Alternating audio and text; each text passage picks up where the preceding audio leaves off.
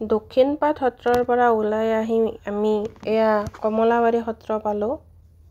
এয়া কমলাবাৰী সত্ৰৰ সাংস্কৃতিক ভৱন। ইয়াত কালচাৰেল প্ৰগ্ৰেমবিলাক কৰা হয়। এইখন হ'ল মূল গেট কমলাবাৰী সত্ৰৰ। এতিয়া বলকচোন কমলাবাৰী সত্ৰৰ ভিতৰত যাওঁ। ইয়াৰ ভিতৰতনো কি কি আছে চাওঁ।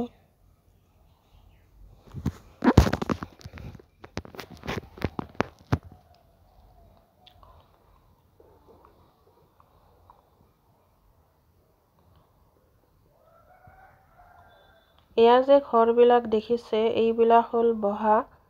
ইয়াত ভকত বৈষ্ণৱসকলে বসবাস কৰে।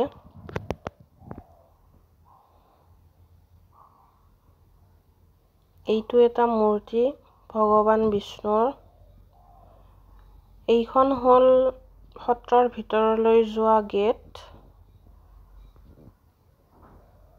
ইয়াৰ পৰিৱেশটো চাওকচোন, ইমান ধুনীয়া। গছ-গছনি, ফল-ফুলেৰে একদম জাতিষ্কাৰ হৈ আছে। মোৰ সকলোতকৈ বেছি ভাল লাগিলে এই বহা চিষ্টেমটো। ইয়াত গছবিলাক কাটি এনেকৈ বহিব পৰা সুবিধা কৰি থোৱা হৈছে। সঁচাকৈ বহুত ভাল লাগিছে, কিয়নো মই আগতে এনেকুৱা দেখা নাছিলোঁ ক'তো, বিশেষকৈ সত্ৰবিলাকত। প্ৰথমবাৰৰ বাবে এনেকুৱা বহা পৰিৱেশ দেখিছোঁ।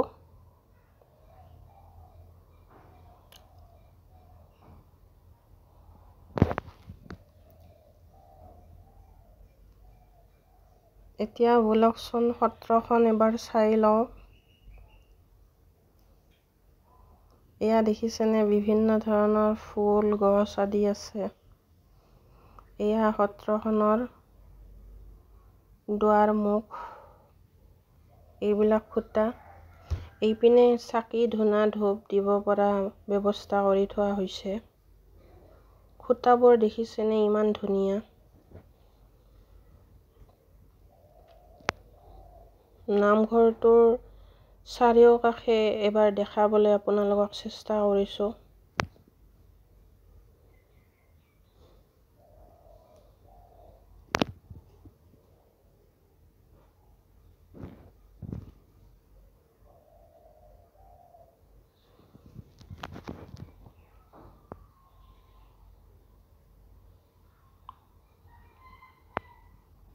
এইখন এখন নাৱৰ নিচিনা, কি বা নাম হয় ময়ো নাজানো। আপোনালোকে যদি জানে নামটো কমেণ্ট কৰি জনাবচোন।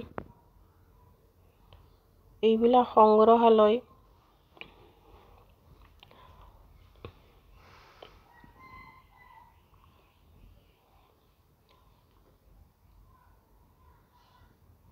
ইয়াত গৰুও আছে, হয়তো ইয়াত গৰু পোহপাল দিয়া হয়। এয়া নামঘৰৰ পিছফালটো। নামঘৰৰ পিছফালটো বহুত ধুনীয়া হয়।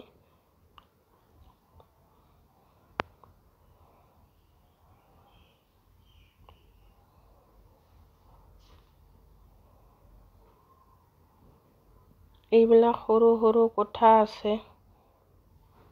ইয়াত চাগে ভকত বৈষ্ণৱসকল থাকে।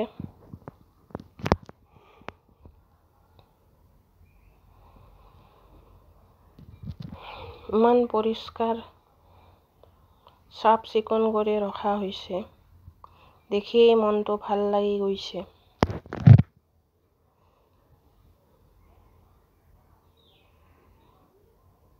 এয়া আমাৰ টিকলিজনী দেখিছেনে, জঁপিয়াই আছে তাই। এয়া পিছফালটো দেখাবলৈ আপোনালোকক চেষ্টা কৰিছোঁ। পিছফালেও বহুত ধৰণৰ ফুল আছে। এয়া দৰ্জাখন দেখিছেনে, ইমান ধুনীয়া লাগিছে।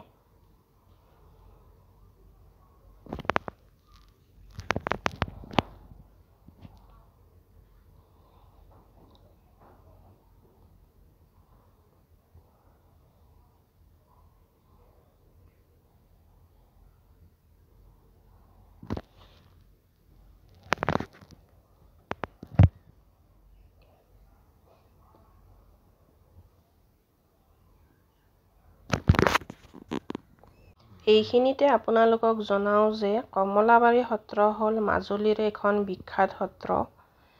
এই সত্ৰখন মহাপুৰুষ মাধৱদেৱৰ প্ৰিয় শিষ্য বদুলা আতাই প্ৰতিষ্ঠা কৰিছিল। বদুলা আতাৰ প্ৰকৃত নাম আছিল কমলাকান্ত আতা। এই সত্ৰখনত অংকীয়া ভাওনা, গায়ন বায়ন, সত্ৰীয়া নৃত্য, সূত্ৰধাৰ নৃত্য, মাটি আখৰা আদি বহুতো পৰিৱেশন কলা আৰু সাংস্কৃতিক অনুশীলনৰ বাবে সত্ৰখন বিখ্যাত আৰু ইয়াৰ অন্যতম জনপ্ৰিয় নৃত্য হৈছে মাটি আখৰা। আপোনালোক হয়তো কোনোবাই গম পাব পাৰে, যোনে নাজানে তাৰ কাৰণে মই কথাখিনি কৈ দিলোঁ।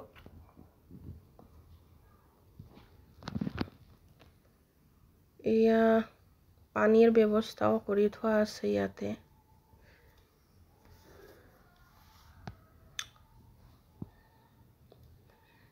এয়া সত্ৰখনৰ চাৰিওফালৰ পৰিৱেশটো দেখাবলৈ আপোনালোকক চেষ্টা কৰিছোঁ। আপোনালোকৰ যদি অহা নাই এবাৰ আহি চাই যাব পাৰে। এইখন এখন সৰু মঞ্চ, ইয়াত কিছুমান সাংস্কৃতিক কাৰ্য কৰা হয়।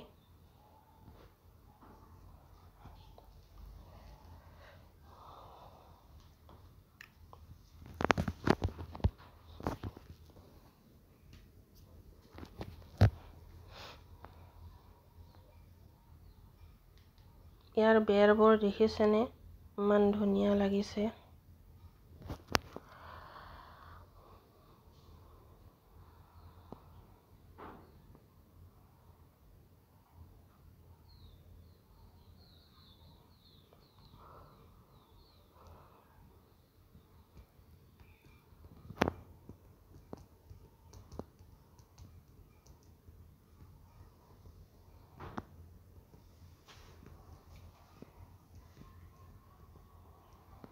যিমানখিনি পাৰোঁ আপোনালোকক দেখাবলৈ চেষ্টা কৰিছোঁ।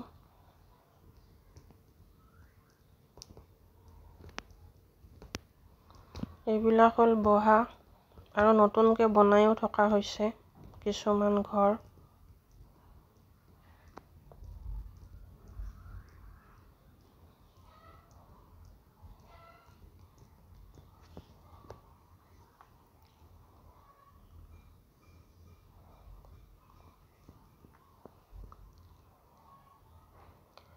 এয়া চাওক ইয়াৰ পৰিৱেশ।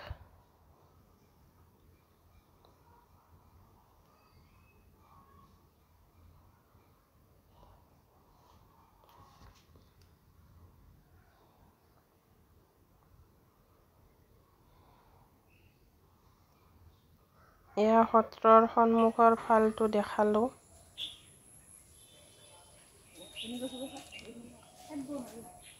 ইয়াৰ কালাৰ কম্বিনেশ্যনটো বহুত ধুনীয়া লাগিছে। খুঁটাবোৰৰ ডিজাইনবিলাক দেখিছেনে, ইমান ধুনীয়া লাগিছে। বেৰবোৰত যিবিলাক ছবি অঁকা হৈছে বহুত ধুনীয়া লাগিছে।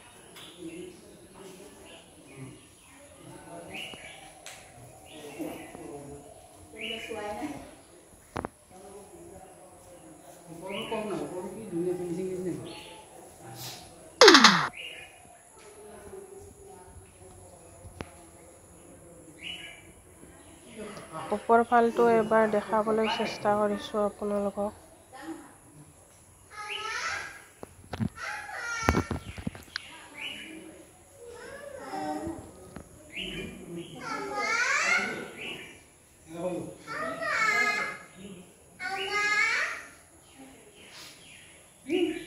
এতিয়া চাওঁ আহক সত্ৰৰ ভিতৰ ভাগ। এয়া গুৰু আসন।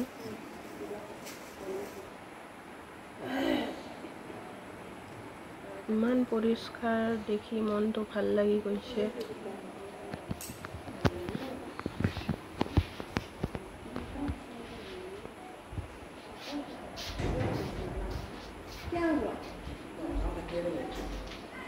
সত্ৰত আহিলে সঁচাকৈ মনটো বহুত শান্তিৰ নিচিনা অনুভৱ যেন লাগে।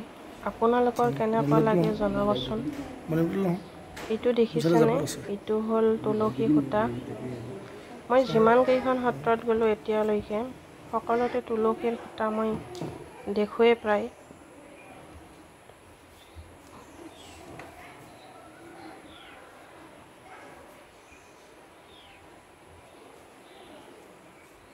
আজিলৈ আহোঁ, বাই বাই।